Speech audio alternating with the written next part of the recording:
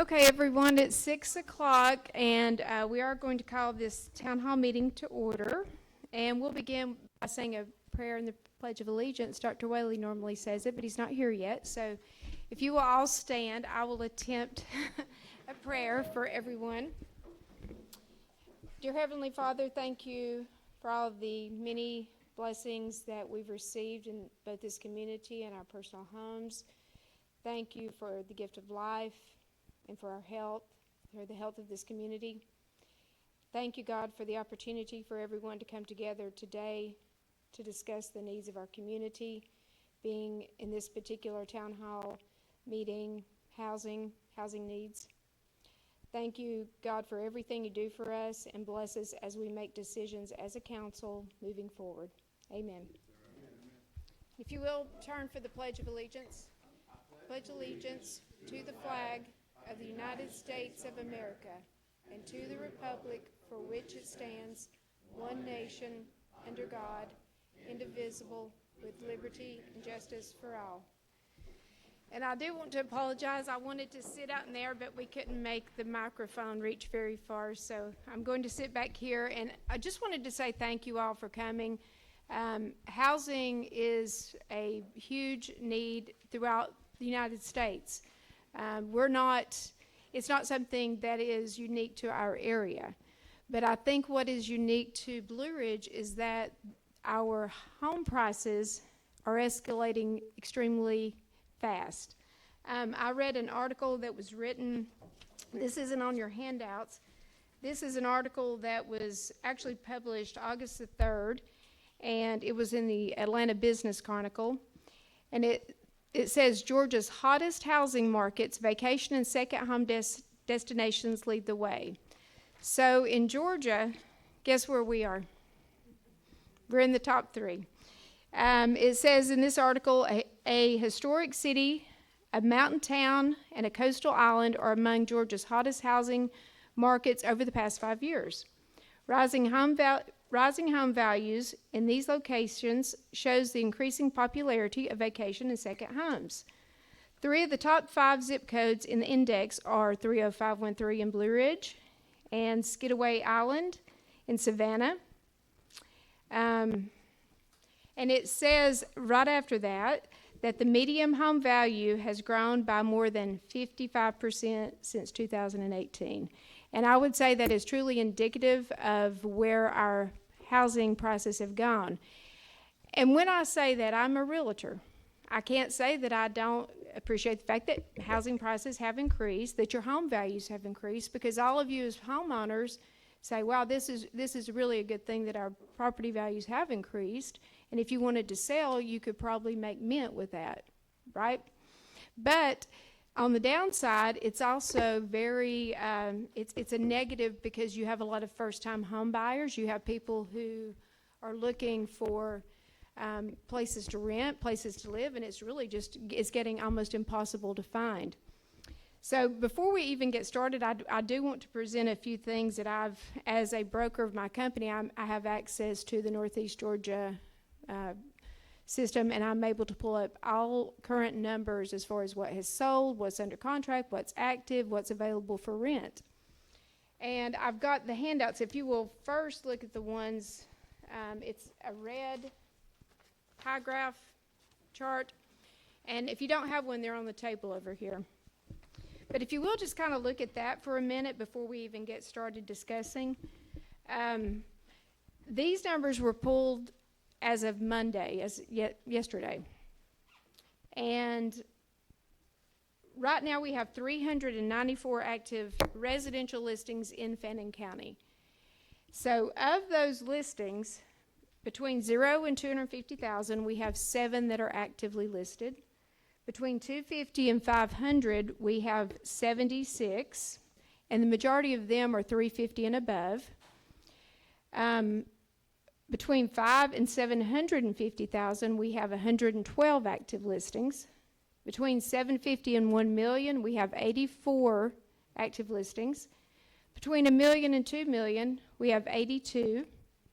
And between $2 million and the highest one being $5,999,000, we have 33 properties. So I think when you're looking at, as a homeowner, wow, these values are really, it's awesome that they've gotten, they're great, right? If you want to sell your house, wow, now's the time to sell. But if you're looking to purchase a home, that's a different story. Think about, all of you think about first-time home buyers, and we've all been there. Some of you may still be first-time home buyers. In order to purchase a property, you have to have a certain amount of percentage of money to put down on this house, or you're paying cash. And generally, it's between 10 to 20%, normally 20%, and that's going to be at prime rate. And I have some numbers on that with our mortgage calculator. But looking at these statistics, 2% of the homes available are 250 and below. So I just want to ask a question. Where do you guys all see, where do you see, as being affordable in this area? Affordable by who? That's exactly, yeah. just in general, I mean, what do you think? If you're buying, you're here, you're wanting to buy a home, what? Yeah. Yeah. To purchase it is. Yeah. Yeah. And that's kind of what the article that I started with, I think we, as a community, a lot of the homes that are marketed, and my husband's he's a builder, and I see a lot of builders in here, and we get it, we understand. But that's where the market is. It's people are coming here, they want a second home. And like the article that I was reading mentioned, this really started happening a lot after COVID. People wanted an escape from the cities, so they started buying more and more, and the prices just started escalating. And I talked to Michael Peters the other day. We were talking about this, and we said, you can't, the genie's out of the bottle. You're not putting it back in. And the prices, they're what they are. But what we need to do as a community is we've got to look out for the people who live here as well. Because we can't just cater to a certain, this is what we're doing. Yeah, it's not changing. Our community is discovered, and the prices are what they are. But what we can't do as a community is say, okay, well, workforce, you guys can drive to LJ, or you can drive to Murphy and live. We've got to find solutions that are going to work for our community to keep our people here so that they don't have to move. And more, there are many people who are, a lot of vacation homes have been converted from long-term rentals to vacation homes. And I spoke to a lady last week. Actually, I put a letter to the editor in the paper, but there was a misquote on me that I had said that $3,000 a month is affordable for rent. No, I never said that. I said it is not affordable. And no, there is no way that $3,000 a month is affordable for rent. But I will challenge you all to do this. I want you to all pretend that you're looking for a place to rent or purchase, and you make $60,000 a year, and you've maybe got $20,000 saved. I want you to find a place that you can purchase, or I want you to find a place to rent. If you make $60,000 a year, Ginger, can you come up and give us that formula for rentals? Yeah, well, HUD, and I mean, I'm not a banker, but just Come up here and speak so they can hear you, because I think we are going to put this on. the general consensus, with HUD, the Housing and Urban Development, is that you should not spend more than 30% of your income on housing. And, that doesn't take into account if you have a car payment or you're paying out of pocket for insurance or for health insurance or whatever. It's just it's subject to change, but a good average is 30%. And when you ask what is affordable, well, everybody's got to have affordable housing, whether you make $5 million a year or $20,000 a year. It still shouldn't be more than 30% of your income. So when people talk, when I think about it anyway, I'm thinking about, you said, it's affordable for who? I mean, really, all you have to go on and hopefully everybody can agree, is the median income for the area. And you're still looking at $50,000 and below.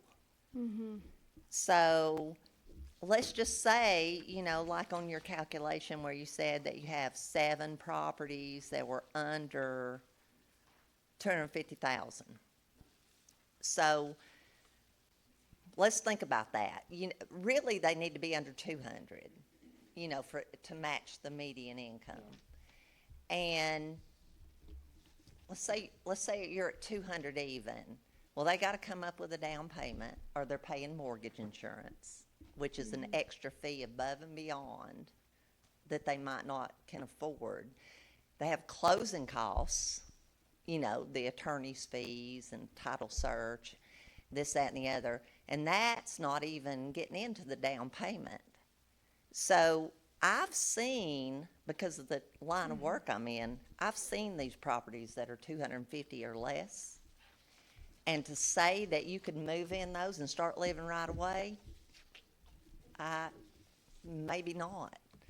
I mean, you might need another $20,000 to $30,000 just to put heat and air in the house, to make it safe for you and children possibly to live in.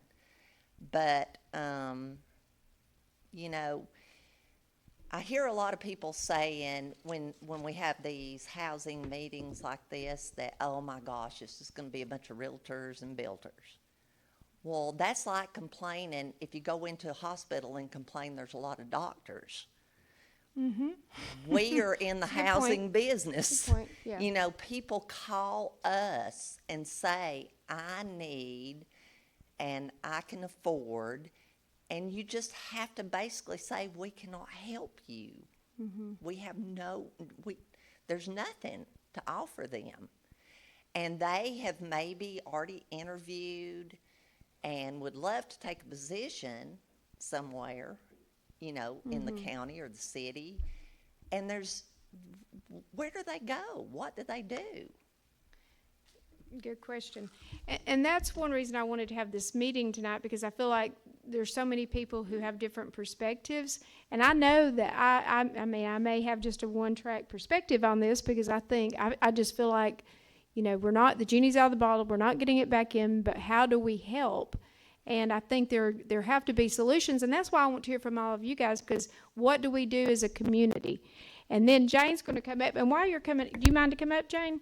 Can y'all hear her? No, come up. While she's coming up, though, I do want to tell you, I received this even as an email today. I get emails all the time about housing workshops, and this one is by our Northwest Regional Commission, which we're part of that. I'm part of their, I'm on their board too. But this one says, housing demand is a growing concern across the country and is a priority for Governor Kemp and his administration. As the number of jobs in our region grows, so does the demand for workforce housing. The workshop will address several issues local government leaders face when considering this topic. And one of them, being creating opportunities for just a range of housing. But this right here it's not, like I said, it's not anything that's unique to Blue Ridge, but what is unique to Blue Ridge is that we are at the top of the spectrum with high housing costs and the rising housing costs, which we're not accustomed to. And I think that's what makes us unique, in that we as community leaders, our council, our county leaders, we have to figure out solutions to help, because if not, this problem, we can try to get it under control, but if we don't, it will be too late. And, I feel like that could negatively impact businesses downtown, our industry, the tourism industry. It could impact all of it. Go ahead. And if you will, state your name. I'm Jane Whaley, and we live at 531 East Main Street. And we've lived downtown now for about 5 years.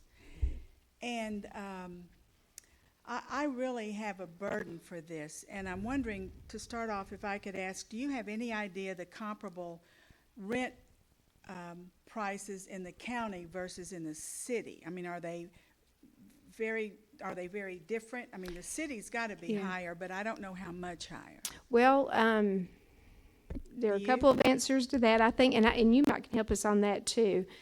Yeah, Okay. you've got some statistics. Okay, and I do know that across the county, a lot of the average I saw was about 3,000. That was a couple of weeks ago, but it's usually The for, average rental in yeah, the county is that's available to, 3,000? yeah, that's available to rent right now. In the county, there's not as much to rent, but you do have certain people who've like Tech, he's added apartments, he's got a waiting list. So those are more affordable, which are the type of things I feel we need to really go after. Well, the thing to me is that supply and demand is how it works, period. And if we're number 3 on the list, people want to come here, then the supply is going to dwindle and the demand is getting more. But to me, it just seems logical to move all of this building stuff in the city to small things and then go to the county. The county's not far away, and develop the county for affordable housing. It seems like to me it'd be much more economical. I don't know, I've built a few things and we're thinking about building some more, but in the county for affordable housing. So I don't know if the focus is going to remain on just in the city limits, but I don't see how that's going to work with the demand in and the city limits. I agree. Yeah. You don't have septic tanks, et cetera? Pardon? Pardon? I don't mean a development, I just mean, Well, even on an apartment complex, I mean, a septic system, you'd have to have dozens of acres. well, I'm not even talking about large developments, I'm talking about Just single someone family? building- Yeah, like if we wanted to build 3 houses, some, It takes a minimum of an acre and a quarter to develop in the county. All right, and that's minimum. for one house? Okay, Three-bedroom type system. A three-bedroom type system requires around 225 to 250 linear feet of infiltrator.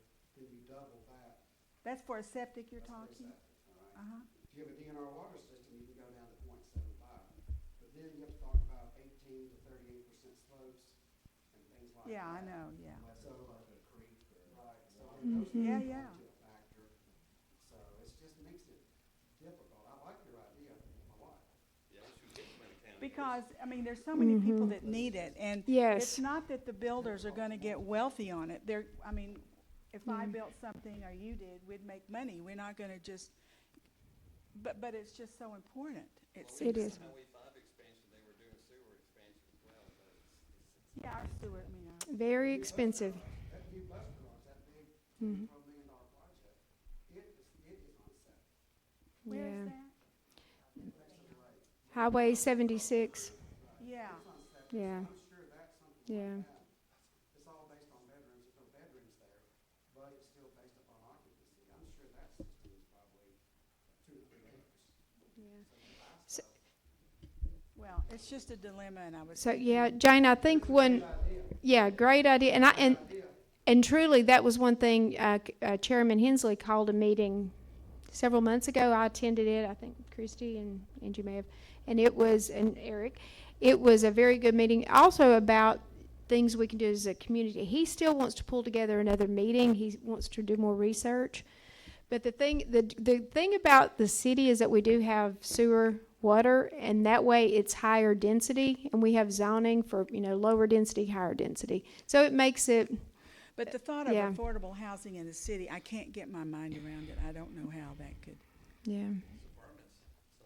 Yeah, apartments. That's how I see it too, Jane. It has to be apartments. And one of the seminars that Eric and I listened to, the speaker who's actually speaking at this event, she does the Monica Callahan. She's planning and development director of the city of Madison. That's what she said, and I've said this before, quoting her. We have to change our mentality about apartment living, and you have to. But the thing is, apartment living is fine. I mean, we have an apartment somewhere else. And the thing is that high-rise or 3 or 4 story in the town, to me, isn't attractive. But building smaller houses, I mean, if you've been to Aspen or Jackson Hole, I mean, there are apartments everywhere. The whole town is built up. Yeah. Eh, Where in the city currently are the apartment complexes? No, they just don't want to be there. No, but in Blue Ridge currently, where are In the city? Yeah. I don't know. I don't think there are many, are there? They're mostly, There's a hotel. Oh, geez. yeah. Jones Street, Yeah, Jones Street. and you've got golf complex down on Jones Street. I don't know if you call those apartments or not. Now, those aren't ours, those are his. And he actually had a great idea. Yeah. I want to get him to speak in a minute because he, I'm not talking about those, I'm talking about your complex with the mobile, oh, yeah, yeah, yeah.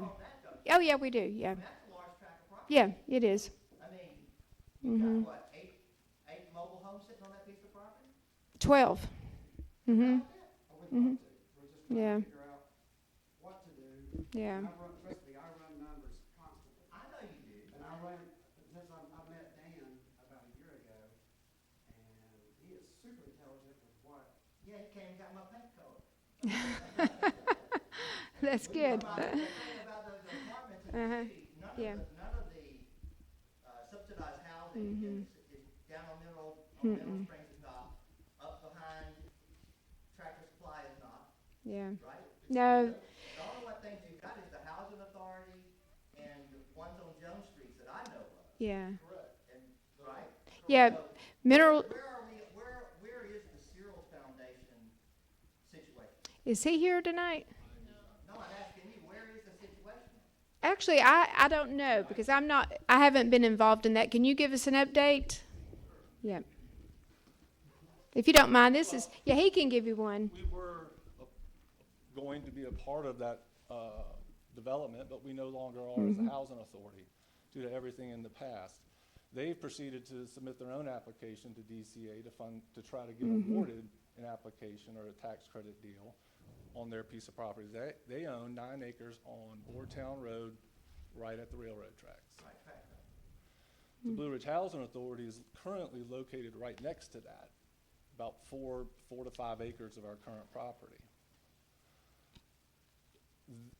They're doing their own deal, and now we are able to do our own deal on what we currently own and maintain of our property, which are Industrial Boulevard, Boardtown and Ash, East First, East Second, and that's it. So you don't have an update on Cyril? No, sir, I do not. I Has work for the DC Searles Foundation. Yeah. Has DCA given anybody know? If, I mean, they, Oh, yeah, okay. they typically don't award until November, but Okay. I don't work for the Searles Foundation. I don't own that piece of property, so I'd have to direct But we your. just haven't heard any updates on the Cyril Foundation, is what I'm saying. Well, I did a couple months ago, came in front of the council, updated them, they did an article in the paper about it. I'll leave it at that.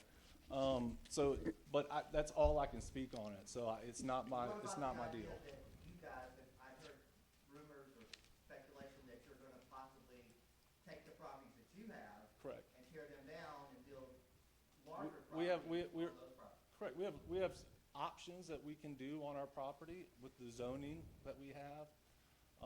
Now it's changed a little bit with the zoning that has now just been approved, but we are still able to do it, and we would then seek any and every opportunity of doing so, by doing a competitive bid process to see who could bring the best deal for the city of Blue Ridge. If somebody wants to come in and now develop in the city with stipulations that have now been set forth in zoning that could limit their ability to make the numbers work and sustain the property.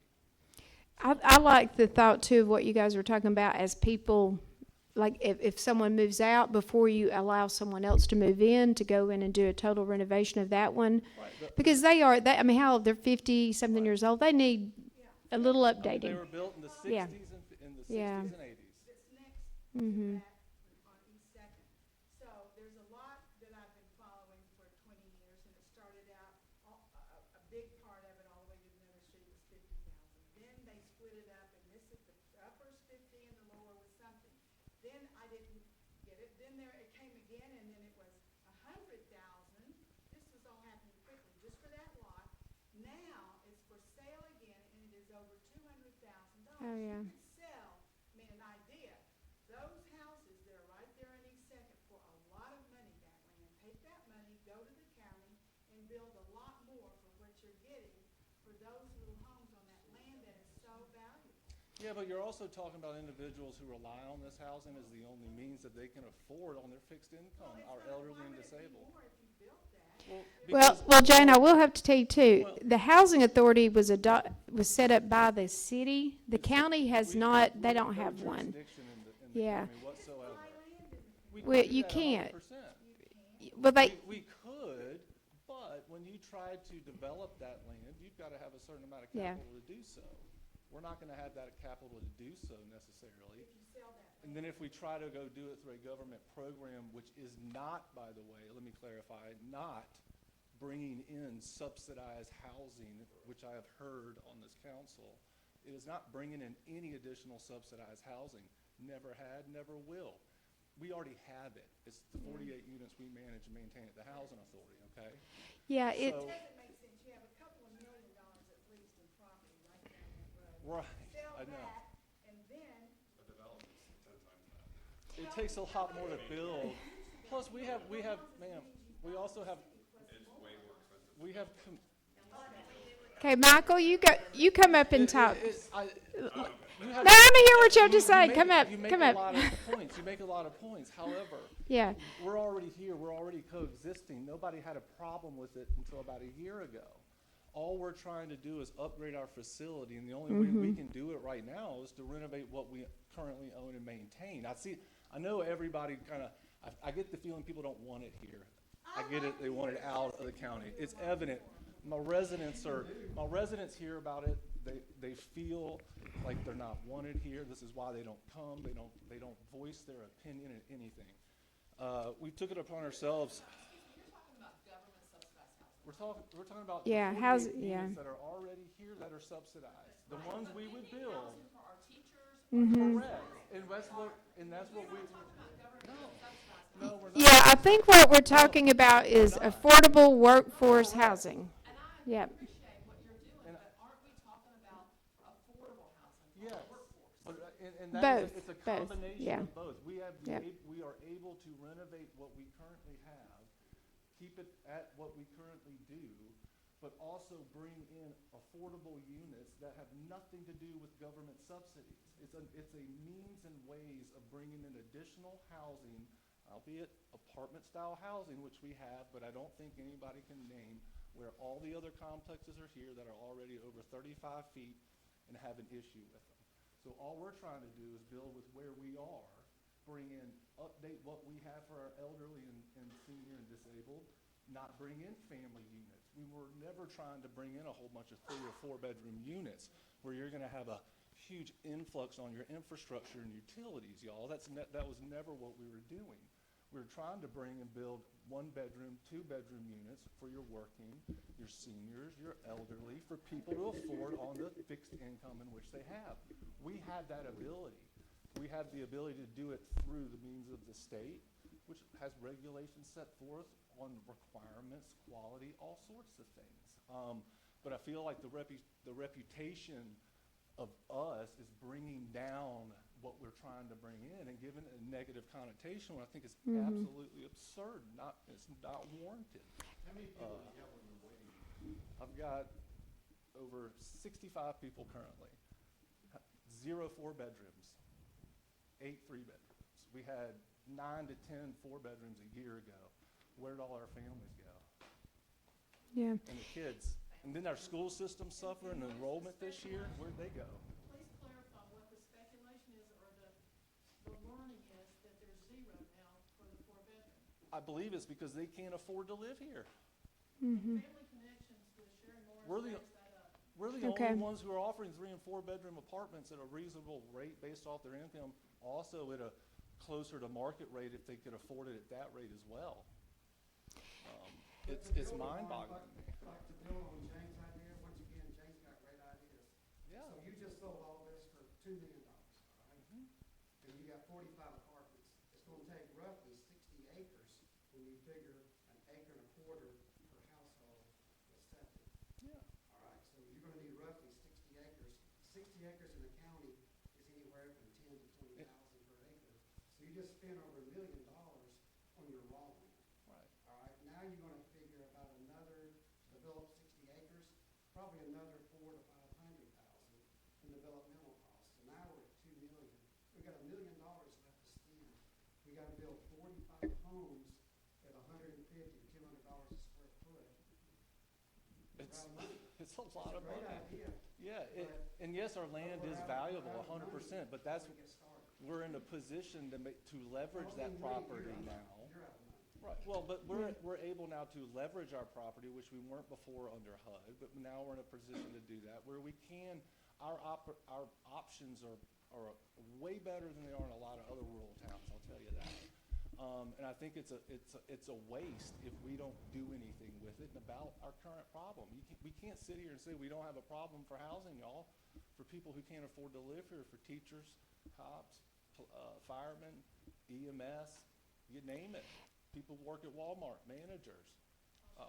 And I do want to say one thing that off of Jane, and I don't, to make sure everybody understands this too. The Housing Authority was adopted by the City of Blue Ridge in 1958. They adopted a resolution that allowed the Housing Authority to come into existence. If the county wanted a housing authority, they would have to adopt a resolution that would also They can do allow for it. So that's why they can't sell their property in the city and move to the county. That's one reason, not to mention the sewer. Right.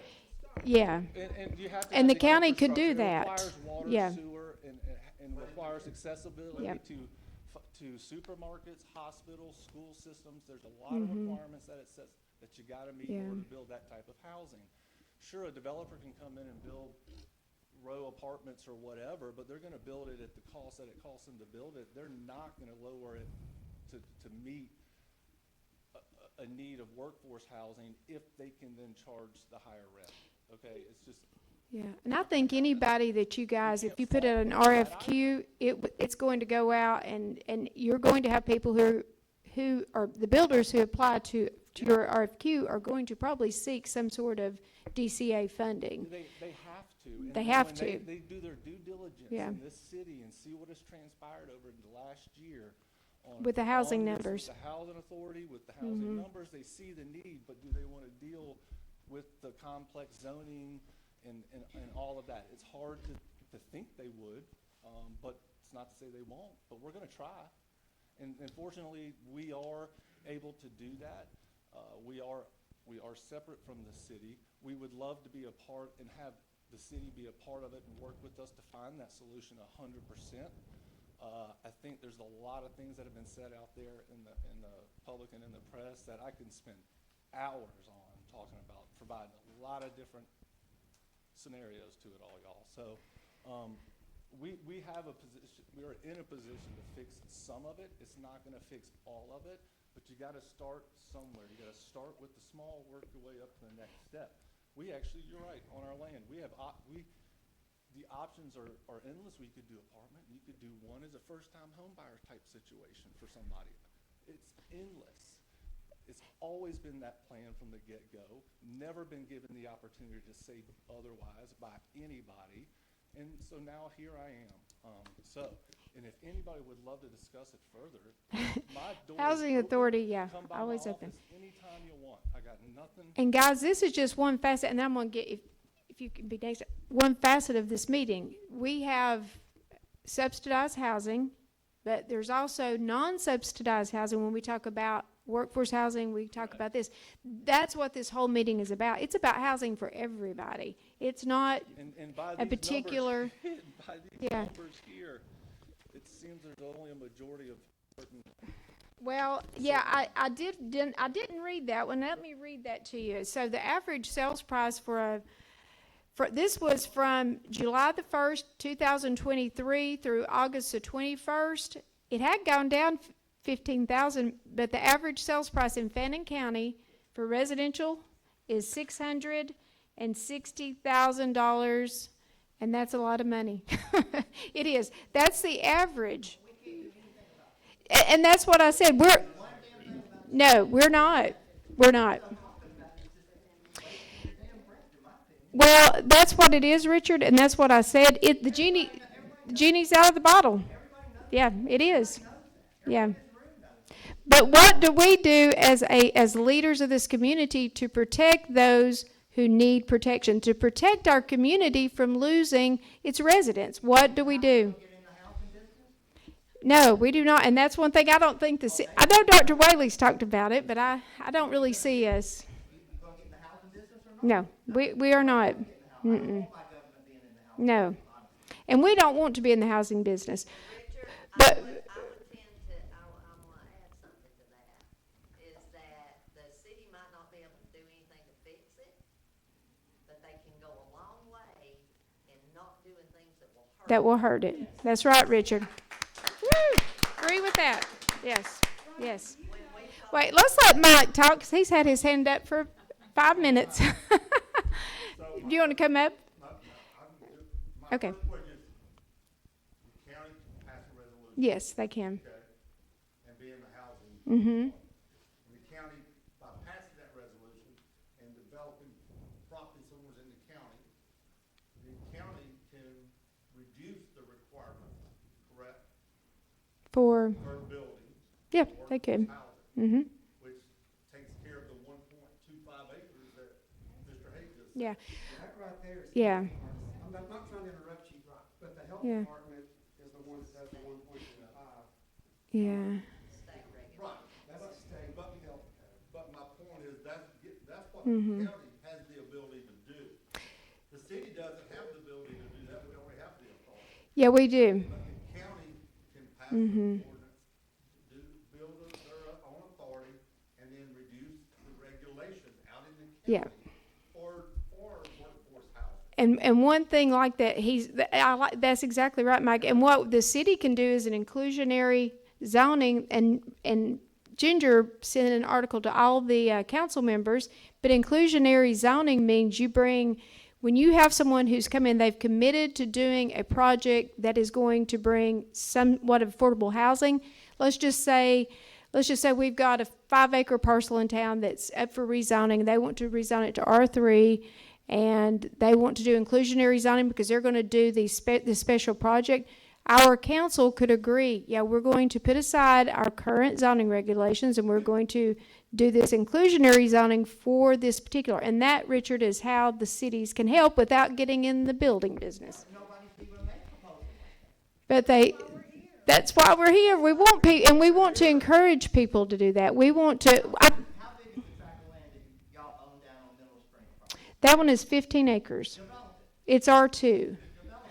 Well, we would, but, Oh, yes, change the zoning. yeah, Change the zoning. yeah. We'd have to change the zoning, so, How many big parcels are in the city?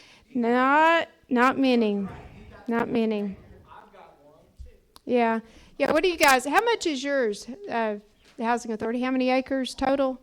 Total, we have about 11 acres combined. Yeah. All 3 site locations. Yeah, And they're empty. Well, not empty, but if we go and build there and try to redevelop, we have to tear those certain ones down in order to build back up. Well, what do you need to do? Well, We need where cooperation. do those people go? We've got 40 acres. okay, hold on. Richard and, y'all, go one at a time. You do that up as a solution. Well, because it's a current solution we're working on. It just takes time to Mm-hmm. Well, I'm not saying it doesn't take time. I'm not saying it's a bad solution, but Hey, Richard, if you let me borrow a bunch of money, I'll do that, so. Yeah, you're sitting on a tract of land. mm-hmm, Your husband's a builder. mm-hmm. You're a mayor, and you can't even afford it. If we built, I know, Dave. yeah, yeah, And we can't do anything about it. I would love to, I mean, me and Dan, since I've met Dan, we have run so many numbers. This guy right here is a guru for apartments. We have talked about affordable housing. mm-hmm. He's not even from around. He's not even from around here.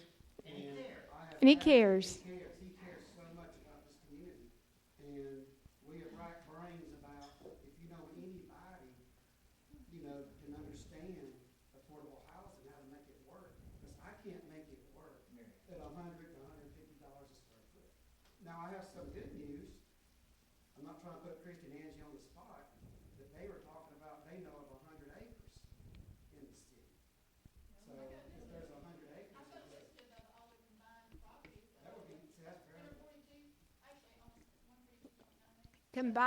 they're combined properties? Oh, in the city? Yeah, tell us more. No, read them off. Yeah. Yeah, good. That's great information right there. So, yeah, people like that, what are most of those properties zoned? Well, it's just a combination. You've got R3, you've got R2, you've got RA, you've got some C2, C1. So it's a little bit. Are those little, do they have houses on them already? And I got put down here, an acre was mine, C1 on 80th Street. Everything else is 3. There's a few that's 2 and 3. Most of it's 1.79, 6.82, 2.67. Are they contiguous properties? Like, do they join contiguously?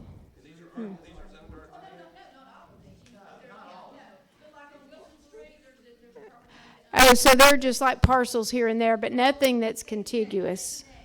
Okay. I guess, and really for more like the apartments, things like that, you might need more contiguous.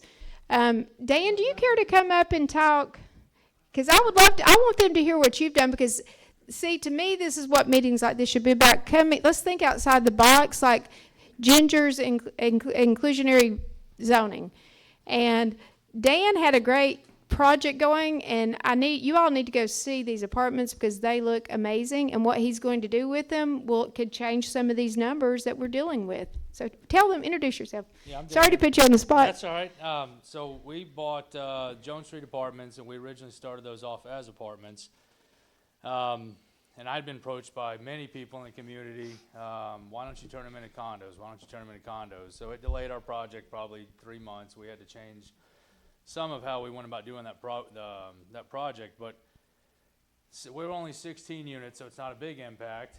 But right now, we probably go live in about 2 days, and we've already started to get a little bit of traction. Our price point, we're trying to go to market at about $249 to start, and that's something that what everybody's telling me is untouchable right now. Now, the only way that was feasible, though. We bought those units to build those units again today, it would be a lot more expensive. It's feasible, but you have, and I've heard of it. I've heard a lot of different conversations in the background, but I've heard all these restrictions, and that is the hardest thing. Money's easy. Money's everywhere. There are investors everywhere waiting to drop money on all kind of big projects.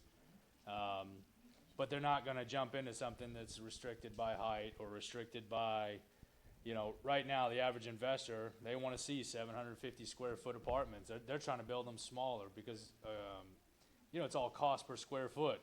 If you're trying to sell by the cost of an apartment and you're building 1,300 square foot apartments, you mentioned, what's his name? Tech. Yeah. Tech's apartments are huge. It's hard to build them that big right now and make that number work. So anyway, that's how we found that to work. And they look amazing. So they took them and they've repainted the outside, so they're all kind of like a white brick, more modern looking. And the inside, he has one apartment that is staged. You guys should go see it. They are so nice, and they are priced at a point where they could be attainable, especially for young couples, first-time home buyers, and it's a very pretty setting. Like walking distance to downtown. And he'll have 16 units, and they look amazing. They really do. John Street, near the Kiwanis Fairground. And Yeah. You'll see them. Yeah, and the bank that we're Yeah. talking to as well, first-time home buyers, they're trying to go to market with these with 3% down. So it does make it very attainable. The biggest thing we're going to have struggles with is an HOA, which is going to add on to. I think we're right around $250 a month. That's going to be our biggest hurdle. But that includes water and sewer, right? Correct, yeah. Yeah. But I think some of that stuff's easier you can build things like that again. You can build those type of communities, but you have to have a high density allowance. You have to have the ability to build 750, 850 size units. So, I recognize that some of those things are daunting to hear, but generally speaking, most of the time, once they're there, most people don't really tend to think about it. I mean, Jones Street, where we're at, we're basically in a valley. Mm-hmm. I don't think you'd ever notice anything down there. Yeah, I drove by one day and I said, I kind of took a second look. I went, my gosh, that's Yeah. nice. I mean, But they you could have- really, you you made could a have- difference. Right, and You you could have have. 3-story apartments down Yeah. there, and I don't think anybody'd ever pay any attention to it, really. No, probably not in that area. But yeah, if you get a chance, go by and check them out because they're great. Yeah. What I like about it is he's thinking outside the box. Instead of renting them, let's sell them. Let's get it at a price point where people can actually afford it. And unfortunately, you may not be able to find any more deals like that in I know. town. Yeah, I think that, yeah, he's going to sell them. And the way Mhm. the math. As that we- condos. Yeah, the math we did, we were Mhm. targeting, so for us, I've heard the phrase thrown around a handful of times too, affordable. To everybody, it depends on what you're calling affordable, but in our experience, $2,700 a month is expensive in rent. $1,200 is hard to come by anymore, but generally speaking, about $1,600-1,700 is still pretty affordable. So through a mortgage calculator, if you do the math on $249 at today's rates, that puts us right around that $1,700 mark, and that's what we were aiming for. I'm sorry? You do have to add, that's what I told you, that is a hurdle right now, so you do have to add that on, but it pushes you still below 2,000, which again, that's hard to come by. Does that anywhere. include garbage also, or just, I should probably know the answer to that, I Yeah. believe it does. okay. Oh, square feet. So square feet, we range from 750 to 950, we have a 750 and 850 and a 950 floor plan, and then we have 2 studios that are probably 450 square feet. They're going to market at like $249 to start. Yeah, they're right around, yes. Mm-hmm. Yes. Yep. But like houses right now, you buy a 900 square foot house that needs $50,000 worth of renovation, and that's almost $400,000. Exactly. So Yeah. that's why we're trying to bring something, it's still, you can't touch anything like it in the market yet. Yeah, if you look right now on our current houses that are on the market, there are 7 250 and below, and most of those are mobile homes. So when you start looking at in those regard, you're looking at a brand new property, a brand new house. I mean, these things have been redone completely. Yes. Yep. Yep. Yep.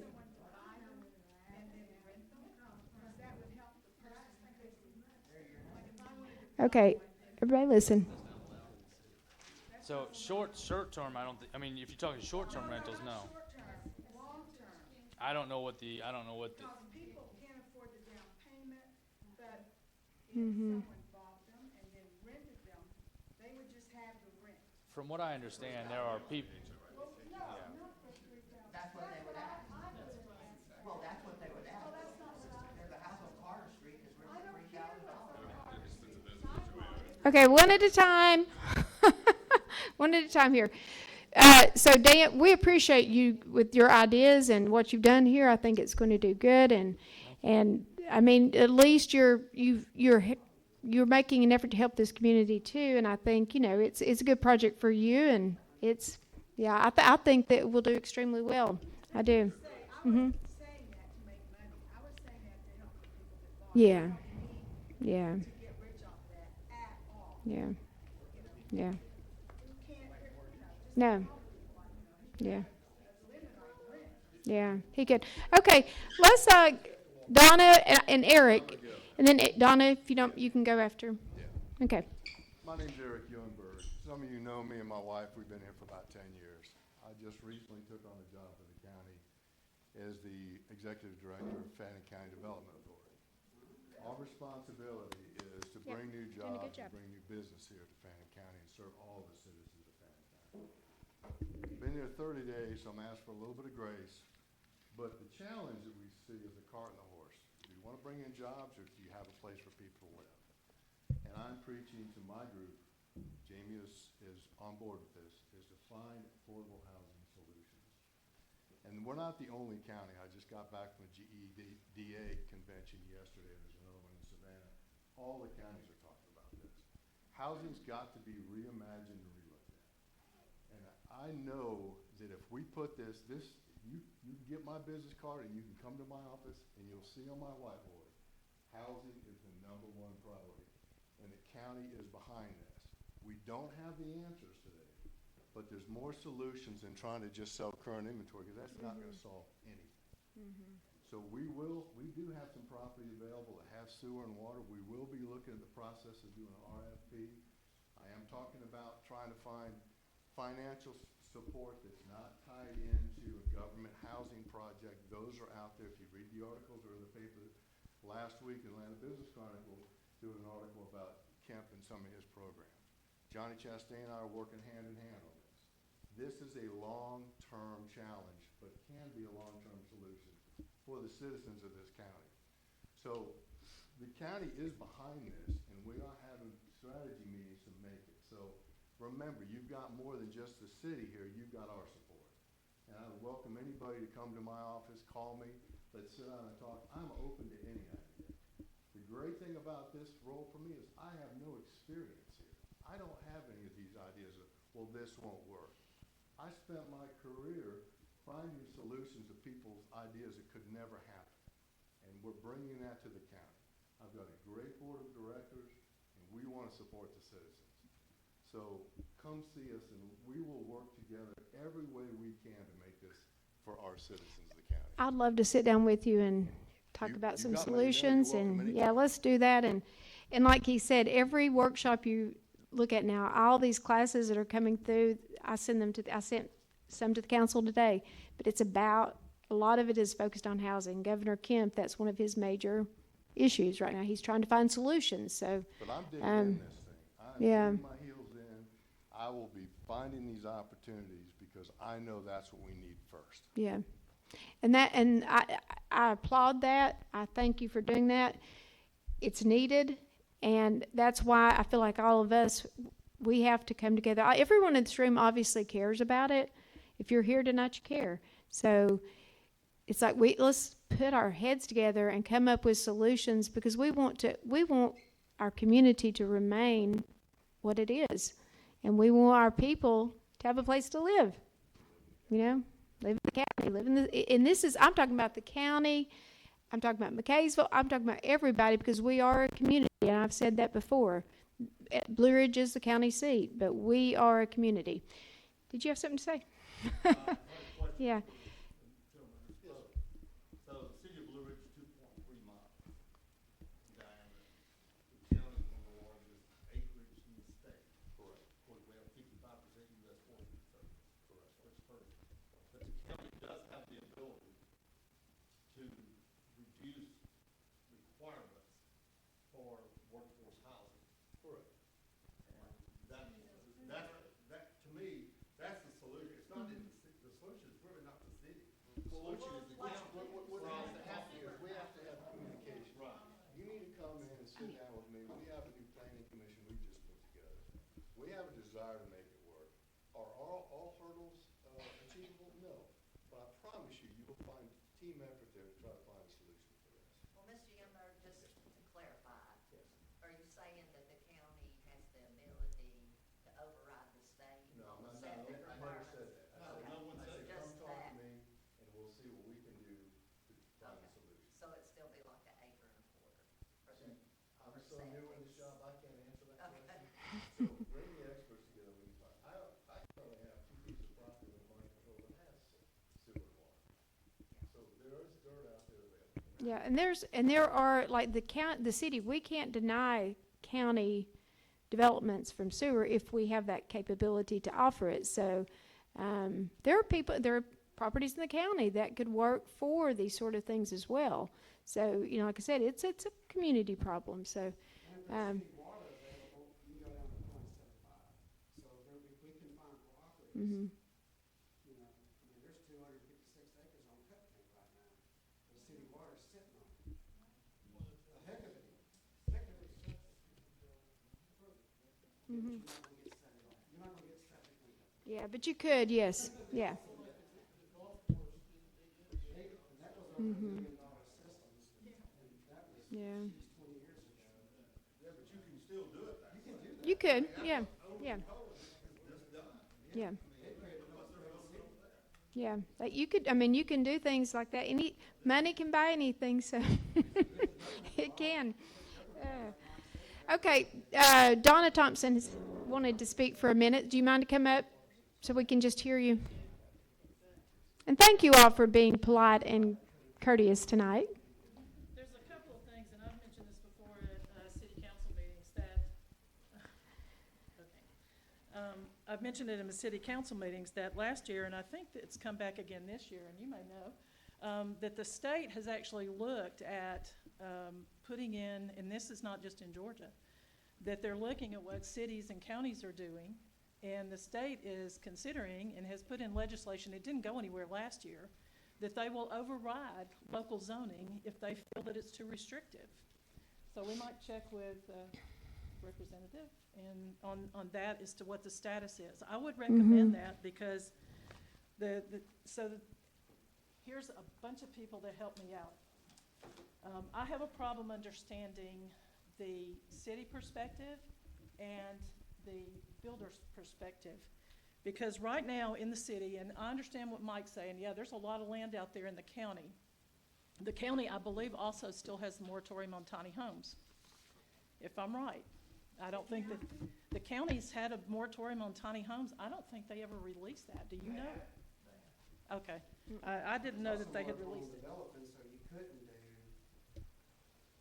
Anything. You couldn't do an idea in the county right now because. Well, there's a lot of change in conversation going on with that, so it's not, it's not we're stopping, it's we're evaluating. So it's a whole different Oh, yeah, conversation. it's sometimes like 400 or 500. Yeah, but it's a it's a lot of difference.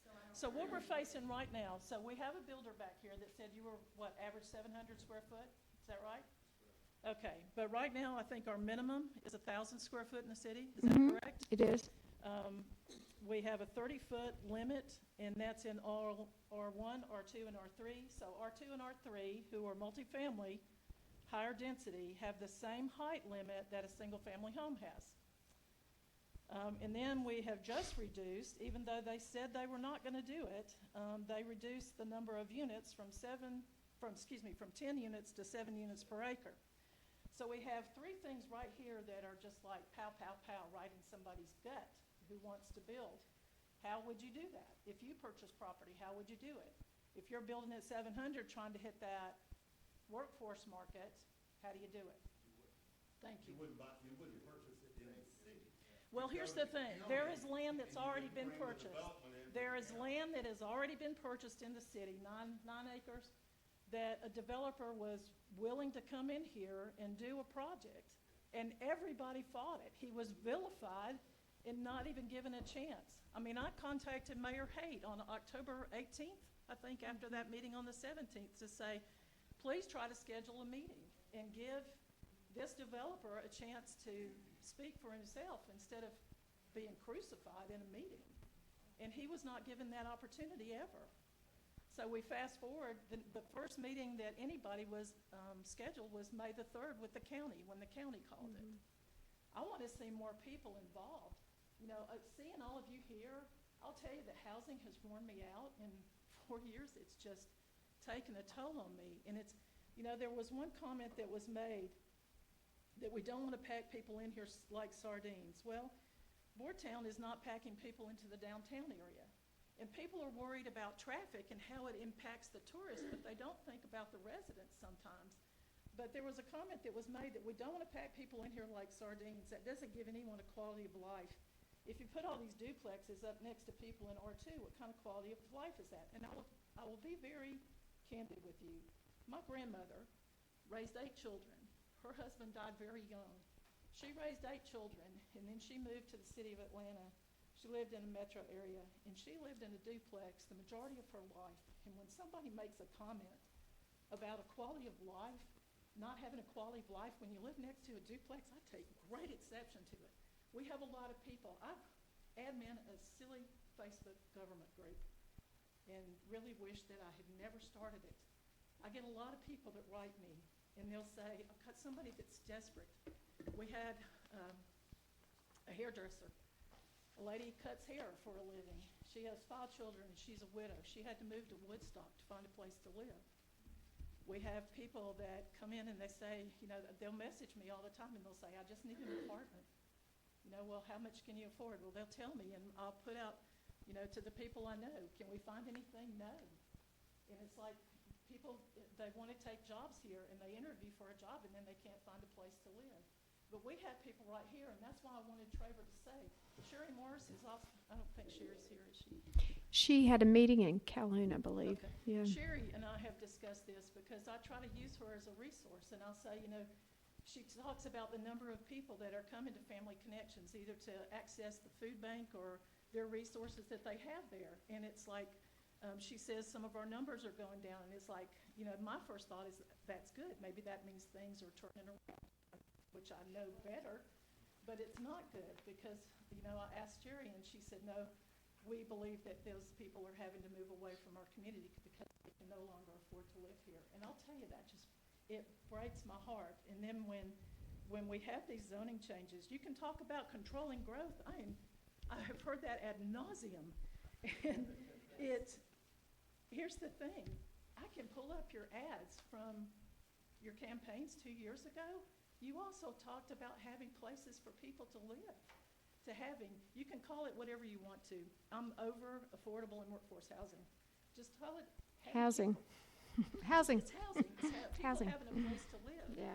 And I think that we are losing our compassion for humanity when we do not engage with the intent to solve these problems. And with all due respect, I get so tired of hearing it's happening in every county.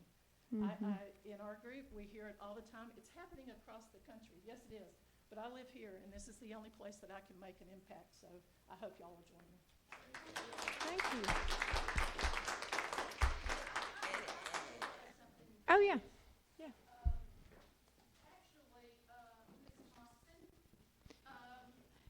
Angie, I think everybody knows who I am, a council member and a citizen and a business owner of the city. But Ms. Thompson, I have a question for you. Did you oppose 14 acres up here by Overlook? The developer came and wanted to build 100 units of housing. Did you oppose it? Yes, I did. Okay, because he- okay. All right, so now can you tell me? You're not. I'm just asking you a question. I know. Now I'm asking you. Okay. Well, as soon as Angie is finished, then Donna can And I've also answer your got the- question. I've also got the editorial that you wrote about that, but so now I want you to tell this council how you think that we could stop something like that by doing nothing, by leaving it as it is. Okay, if we leave it as is, that could, you know, a developer could come in here and put in affordable housing, or say they were going to. But that also leaves it open for any developer to do exactly what you've opposed on the 14 acres up here by Overlook. So now how do you propose that we determine? We can't just zone for affordable housing only. So have you got a solution for that? What this council? I will answer your question on that particular. That's the Hastings property. And Hastings came in and he was going to build a homes, and this was 3 to 4 years ago. He was going to build 114 homes in there, and the starting price was $275 to $300, and he said at that point was affordable housing. There's been a huge change in the housing market in 3 years. So yeah, what he was going to build then was That would actually be way below average for what, because average sales price is $660 now. So I didn't call it that way. I called it as being. if you could get them for 300, yeah. I have an email that someone sent, I obtained through Open Records, that said that the council was targeting Mayor Pate and her husband with their zoning. So is that true or not? No, it's not true. Absolutely not. No one has targeted anybody. We've Okay. been very upfront about what we're trying to do, but the problem here is, you cannot just zone for affordable housing. You have to, it has to be. Okay, everybody, let's kind of get this back in order. And I had just said everybody's being so nice. Okay, so let's get it back on track and focus on what we're dealing with here.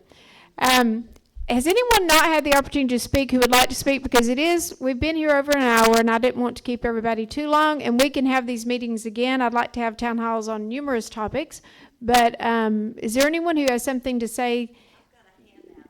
Okay. You and the council members from the Georgia Municipal Association. Okay. I think that GMA. And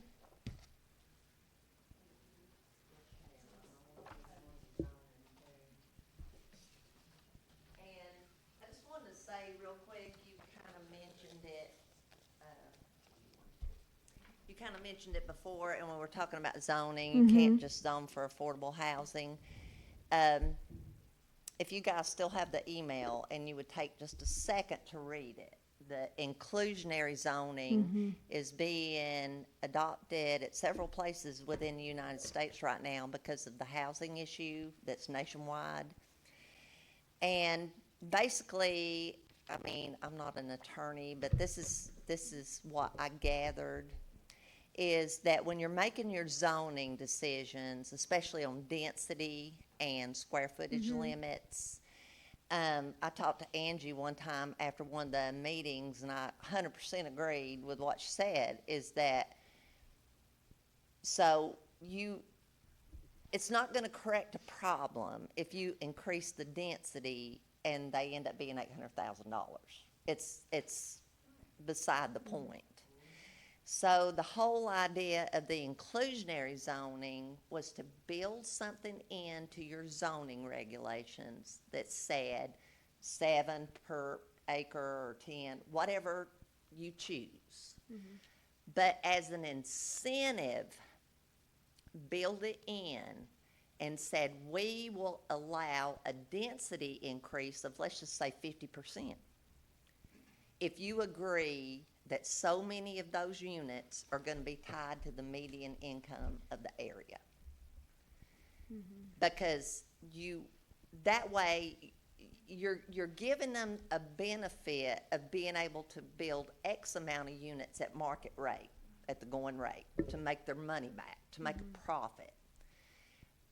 But the carrot and the stick approach, I guess you'd call it, you put that, you say, we'll let you build 50% more, but these extra units have to be tied to our median income. Have to be. Have to be. Great idea. You may not have been at the meeting, but Dr. Whalen said. Yes, ma'am, I was. And If it was a good project and it fit the needs of this community, yes. that we would be more than glad to do it. And I actually was at that meeting, and this is, you know, you guys are elected, I'm just a real estate agent. But this is how my brain works, is that if you build it into the language of the zoning, let's just say that I'm gonna partner with Mike Painter, and we're gonna try to build some affordable units, and we want that density increase. We've got to spend money to have a plan put together, to have a rendering done, to be able to come in front of you and say, will you allow us 50% more density? So we've got money, a lot of money actually, and time in the game right away. Not to mention, am I in a due diligence period where I haven't even purchased the property yet? And I've got 10 days to decide, to do my research, do I want to purchase this? If you make that promise in your zoning, that would go along, is that still you have to approve the plan.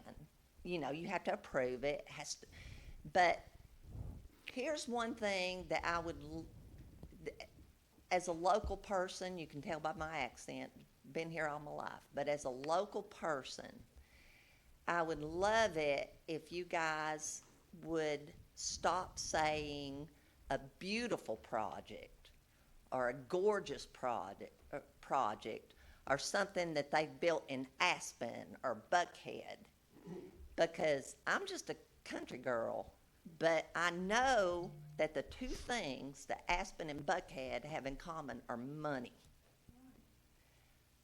I think I'm a very literal-minded person. I would rather that you guys speak in terms of, is it up to code?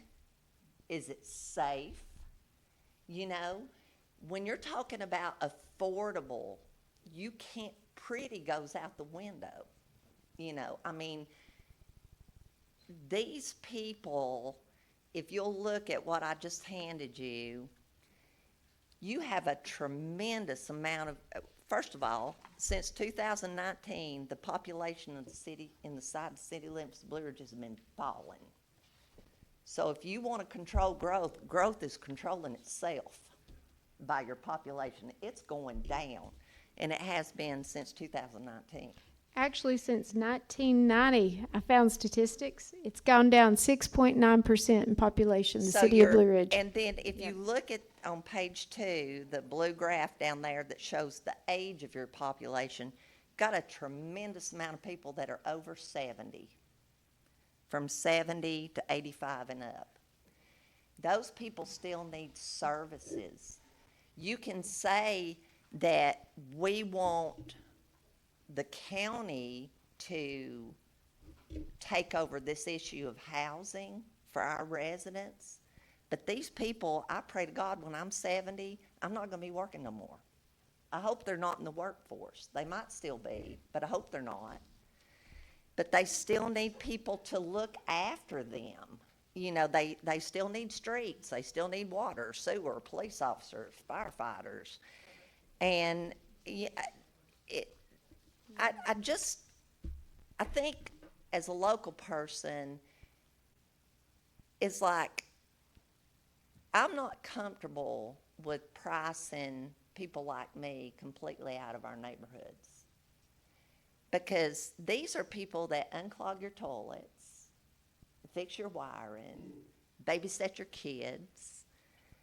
And, you know, they're people that can make a pound hamburger meat, feed 4 people for 2 meals. They're smart. They work with their hands. They don't make a whole lot of money. But you need them. You need them in this community. And, you know, maybe you need them more than they need you. Yeah. I think that's a great idea to look at the inclusionary zoning for the council. And Dr. Wiley, you want to get up and speak? I think it's something that we could look at to incorporate into our zoning, because Ginger's right. A developer's not going to come in here and want to buy a piece of property, 10 days due diligence, 30 days, whatever, and then it has to go before a board to get rezoned, when it could be in the language with the inclusionary zoning for workforce housing. And that way, you don't have to spend $10,000 on a plan to come before the council. And just because you guys say you will change, that if it's a beautiful project, you'll take, we're not always going to be here. You know, we all may be gone tomorrow from this council, and you don't know who's going to be sitting in your seats. So you don't know what they're going to do, but if the language is written into the ordinance, it's safe. And what's the definition? Now, I love Angie's idea, you know, being devil's advocate. I love her idea.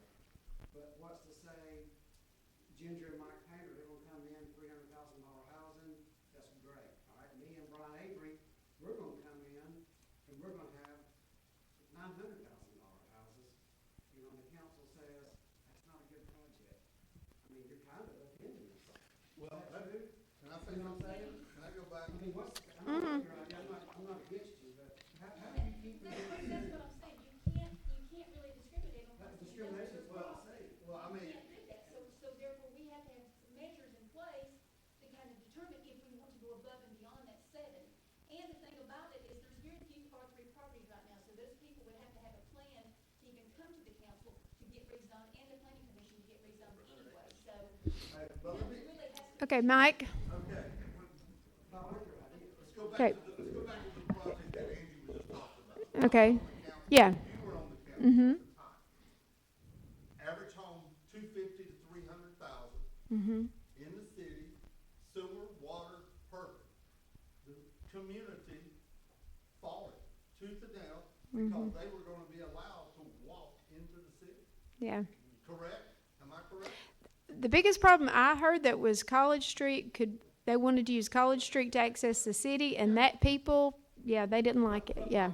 That was the problem. Yeah. 250 to 300,000 homes. He spent $60,000 on the project. Johnny Hastings, he still owns it right now, but he was gonna build it. But the city fought it because they didn't want them walking into downtown Blue Ridge. Yeah, and he ended up, I think he withdrew his zoning application. Yeah, he did. He just decided he didn't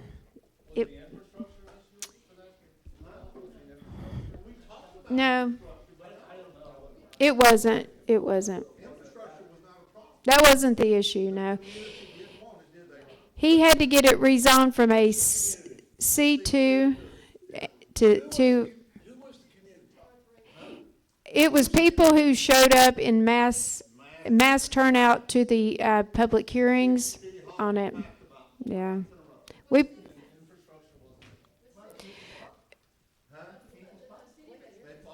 they fought it, yeah. Yeah, they fought it because they did not want excess traffic off of College Street, and that was the biggest issue. And I think if, everybody was fine with it, and in fact, most of the people who live up there that I've spoken to right now, it's commercial, which could have a hotel, and they don't want that.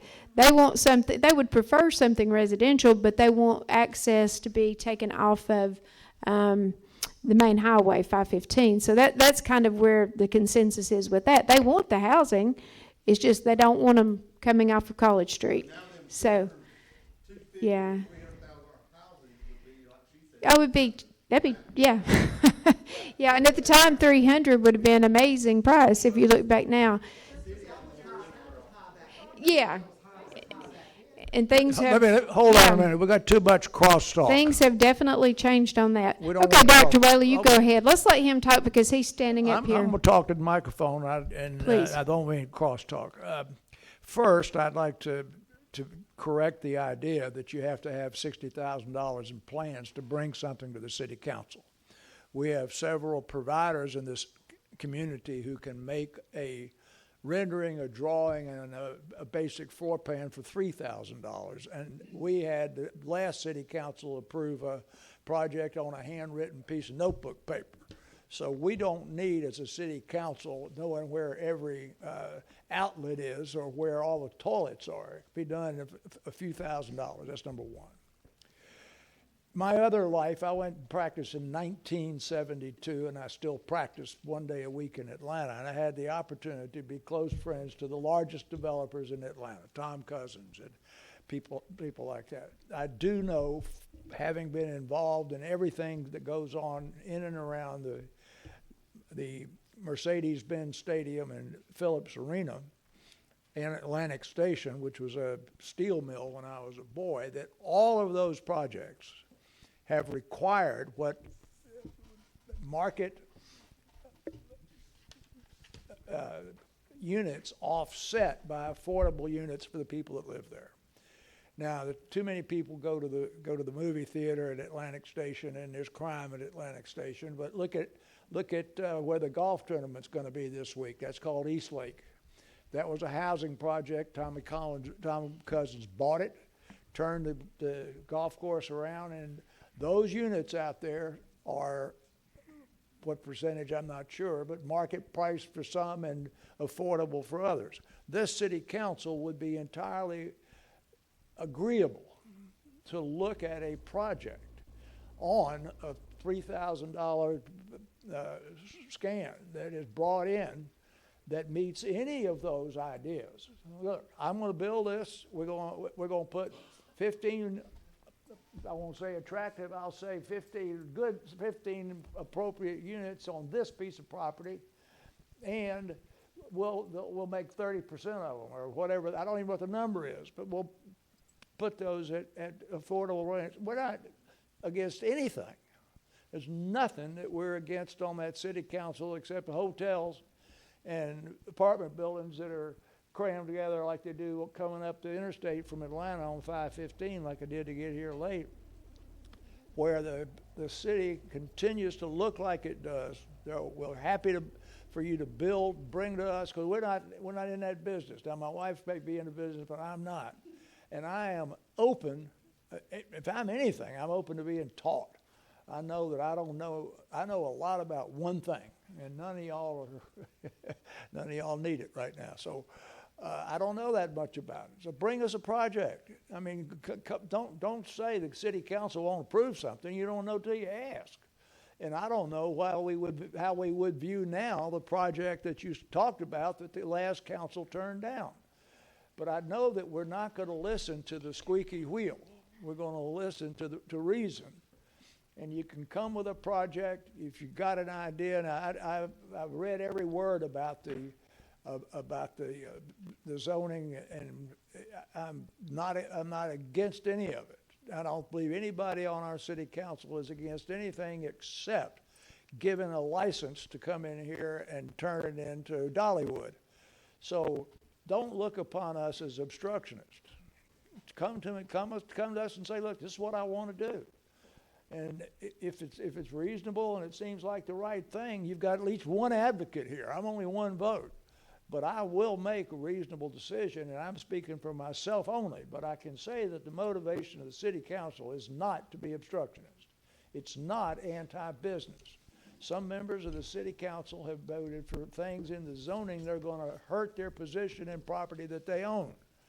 And I think you have to give them that. There are people on our city council that own a lot of land in the city, and the restrictions that have been placed, which aren't great, the difference between the 7 and the 10, the idea of that was to keep somebody from coming in here and not taking anything away from you. Whoever owns that property now gets the 10, and the guy that wants to do the 7 can come to us with a project that's got 12 on there.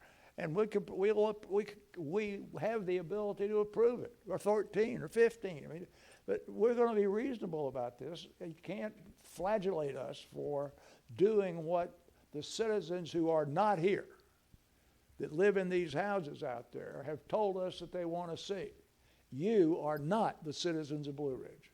You represent developers, real estate agents, and people with an axe to grind. And the people that are out there that live here, they're the 70 to 80 years old, they're not here. But when they see something like a 5-story hotel going up, we're going to, well, I mean, I know there's a few of them here. But the ones that are here. Yeah, we have quite a few citizens here tonight, actually. Everybody do. raise your hand if you're a citizen. We do. Wow. Everybody's a Good. citizen. I didn't Good. say that. But you're Well, not, Blue Ridge it's the great of the city. unwashed Yeah. and the lazy and the lame that aren't here. They come and talk to us and holler at us and send us emails and stop us in the street. We have to listen to them as well. So we will be reasonable. And I guarantee you will be reasonable. You don't have to spend $100,000 on architectural plans to come and bring us a project. That can be done cheaply. Thanks, Dr. Whaley. All right. One thing, too, before we leave, I was going to tell you guys this one. Here's just another thought that's coming across. This was in a lot of classes I attended this summer and with the GMA, and this one's going to be at the Northwest Regional Commission also. So what they do is it's called urban revitalization. You guys heard of that? And so what they do is they take blighted areas and they give special considerations, or developers, they give special considerations so that monies can be spent towards that revitalization of a blighted area, and they make the houses, actually we could probably do it, we don't have our downtown development authority now, but we could do it through the counties, and they give grants and monies for that, for those blighted areas. So that might be something, Eric, that we could work on together to help, because I know there's some areas around town where you see some houses that are, definitely in need of repair, and they're not even vacated because they're pretty run down. And those are the type of houses that they're talking about working on with those development grants. So that's another thought, to come together. Is there anyone here tonight who has not spoken? Because we are running out of time. I don't want to keep everyone all night. Is there anyone who wants to say anything before we leave? Who's not spoken yet? Anybody? Okay, well, let me say I appreciate you all coming. I think we need to continue this conversation. I think we need to meet with the counties. I think we need to get together, figure out more ideas. Thank you, Dan, for your great idea, and everybody who's contributing to this problem. And thank you all for being here. You sure no one has anything to say? Caesar? I could. Picture. Okay. Well, thank you all again for coming. I appreciate it. I think everybody's ready to go help you. I'll call you up.